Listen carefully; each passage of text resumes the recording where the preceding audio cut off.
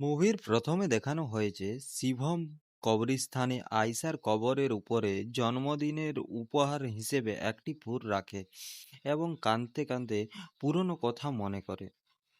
একটু পরেই একটা ছোট্ট বাচ্চার গলার আওয়াজ শুনে তার কাছে যায়, আর তাকে নিয়ে যায় অনাথ আশ্রমে এবং দিয়ে চলে আসে।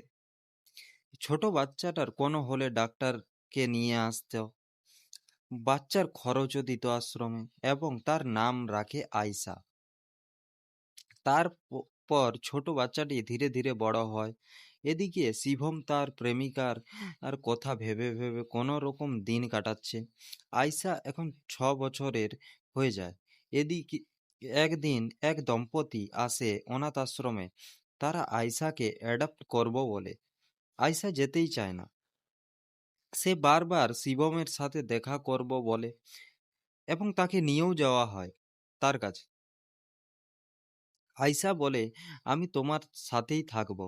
শিবম বলে, আমি নিজেরই খেয়াল রাখতে পারি না, তোমার কি করে রাখবো বলো।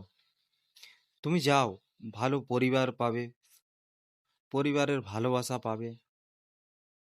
তারপর আয়শা ওই দম্পতির সঙ্গে চলে যায়।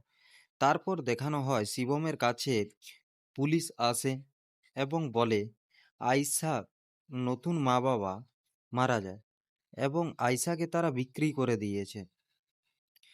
অনেক বাচ্চাই নিখোঁজ হয়েছে আয়শার মতো। এরা দুজন ছিল মোহরা মাত্র। মাস্টার মাইন্ড তো ব্যাংককে আছে। তোমাকে সেখানে গিয়ে বাচ্চাদের নিয়ে আসতে হবে।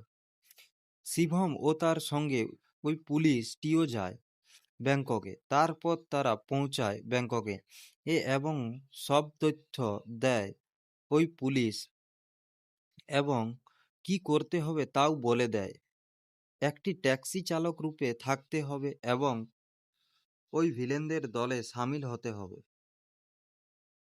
তারপর দেখানো হয় অমৃত তার ছেলেকে জোরাবরকে বলে, আমাদের ব্যবসা হলো ড্রাগস আর তুমি হিউম্যান ট্র্যাকিং করছো। জানো এই খবরটা কত দূর যেতে পারে? আমি বেঁচে থাকতে এটা কখনোই হতে দেব না। তারপর জোরাবর তার বাবাকে মেরে ফেলে। তারপর দেখানো হয় অমৃতের দেহ সংস্কার হয়। জোরাবরের বাইরে বসেছিল। তার মাথায় একটু প্রবলেম আছে। জোরাবর তার কাছে গিয়ে বন্দুক চালানো শিখতে হবে বলে। তার হাতে বন্দুক দেয় এবং চালাতে বলে। হঠাৎ তার দুশ্মনরা গুলি চালিয়ে দেয়। তারপর তাদের মধ্যে ফায়ারিং হতে থাকে। জোরাবর ও তার ভাই বোন পিছন থেকে কোনো রকম বেরিয়ে যায়। তখন শিবম ট্যাক্সি নিয়ে আসে সেখানে এবং জোরাবর শিবমকে বন্দুক দেখিয়ে তার গাড়িতে উঠে পালায়।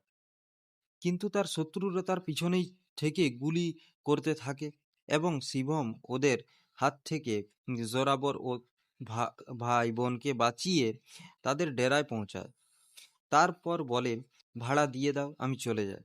তখন জোরাবর বলে, না দিলে কি করবি?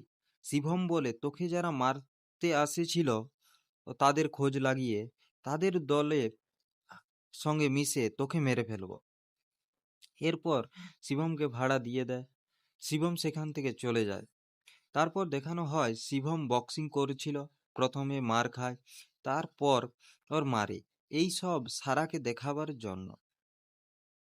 তারপর দেখানো হয় শিবম গাড়ি ঠিক করছিল, তখন আসে জোরাবরের লোক, বলে আমাদের হয়ে একটা কাজ করে দিতে হবে। শিবম বলে, কি কাজ করতে হবে? ওমারকে নিয়ে আসতে হবে, জীবিত না হয় মৃত।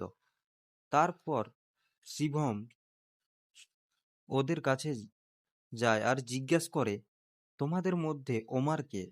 এবং তাদের মধ্যে জবরদস্ত অ্যাকশন হয়। শিবম ওমারকে ওমারের মাথা নিয়ে আসে জোরাবরের কাছে। জোরাবর শিবমকে তার খাস লোক বানায়। একা নিয়ে গিয়ে এ আমাদের দলে একটা দুশ্মনের জাসুস আছে, খুঁজে বার করো। তারপর শিবম জাসুসকে খুঁজে বের করে। জাসুস হলো সারা। শিবম মেহমুদের নাম বলে দেয়। জোরাবর মেহমুদকে মেরে ফেলে। তারপর দেখানো হয় জয়দেব নাফিসার সঙ্গে দেখা করে আর জিজ্ঞাসা করে, তোমার হয়ে কাজ করতো মেহমুদ? নাফিসা সব সত্যি কথা বলে দেয় আর শিবম কি করতে এখানে এসেছে সেটাও বলে দেয়। তারপর দেখানো হয় জোরাবর সেই পুলিশকে বেঁধে রেখেছে শিবমকে বলে গুলি মারতে, কিন্তু শিবম গুলি মারে না। সে ধরা পড়ে যায়, শিবমকে মারে এবং পুলিশের হাতে ধরিয়ে দেয়। পুলিশ তার সাথে খুব টর্চার করে। শিবম সেখান থেকে কোনো রকমে বেরিয়ে যায়। তারপর দেখানো হয় জোরাবর দাঁড়িয়ে আছে তার আর ডিল পার্টনারের সঙ্গে। হঠাৎ নাফিসা আসে সেখানে এবং শিবমকে দিয়ে চলে যায়। তারপর শিবম সবাইকে মারে আর বাচ্চাগুলোকে বাঁচিয়ে নেয়। তারপর দেখানো হয় জারার কনসেপ্ট ছিল আয়সা ও জারার ভাই দেখতে আসে এবং শিবম বলে দেয় তার নাফিসার সঙ্গে ডিল হয়েছে যে তার দলে আমাকে কাজ করতে হবে। তারপর শিবম সেখান থেকে চলে যায়।